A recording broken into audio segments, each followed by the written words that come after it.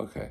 So what I think, in the whole nutshell or kahuna of what this 10 or 15 year discussion has been about, or a mantra, or some kind of like interesting book of fathoms and oddities and quandaries and etc.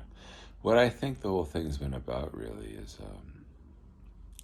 something not simply put, not elegantly put, but I should do that eventually, is what the goal is that I have. It looks like the Exister goes through something that I didn't plan on initially.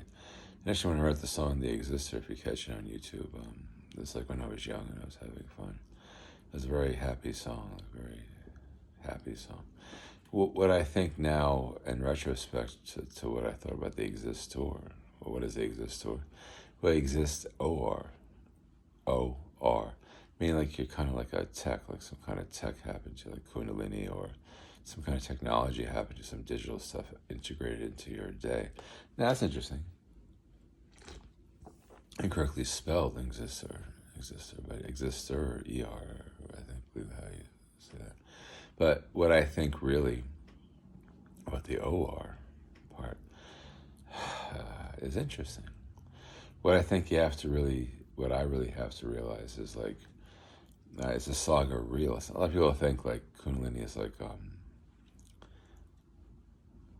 pitch black, and when your consciousness goes pitch black, according to like a lot of people, and folk tales and stuff, it means like you don't know what's going on before you, and folk.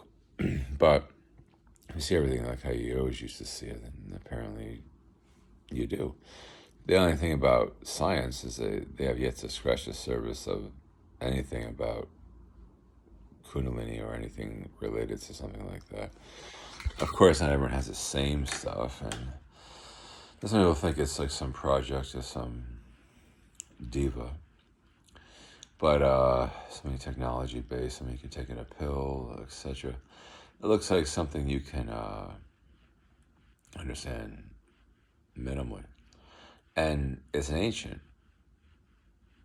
So whatever humans got involved with, what I particularly think really, knowing Egypt a little, going into the karmic wheel a little, and incarnations, it looks like this to me. It looks like when I was early on this planet, I thought something damaged a hieroglyph.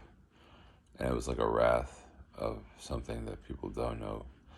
And it could have metamorphosized into a asp, which looks like a wrath. And then modern man has to deal with that. Like in Egypt or India or anywhere, South America or anywhere. It looks like the hieroglyphs get damaged sometimes in ancient history. If you look at like Nefertiti, a lot's been damaged about Nefertiti, even at the time of Nefertiti, accordingly to historical data. It looks like Hatshepsut too, the queens of Egypt. It looks like a very difficult story, because if you damage a hieroglyph, not magic, it's like how we originated here.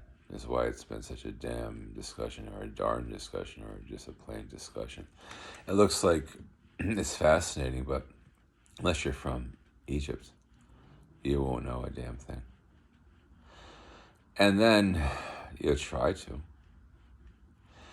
But what I thought, if I have lived in Egypt, I do minimally recall maybe I have lived in Egypt, to understand a few things. Or it looks like what I would recall hypothetically, being that I can't remember what I had for dinner 10 months ago exactly.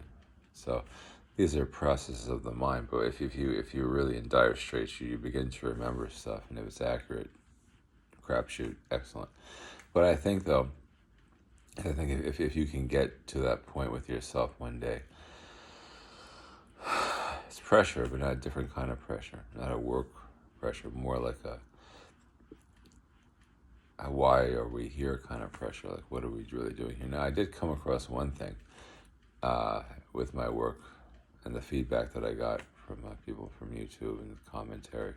I think one thing, though, if it's paranormal, the planet at times, Well, right. That could be why you're here, because that word in English describes something phenomenal that is not really talked about in the definition of paranormal. Looks like could be why anyone's here in totality, too. Because that word succinctly describes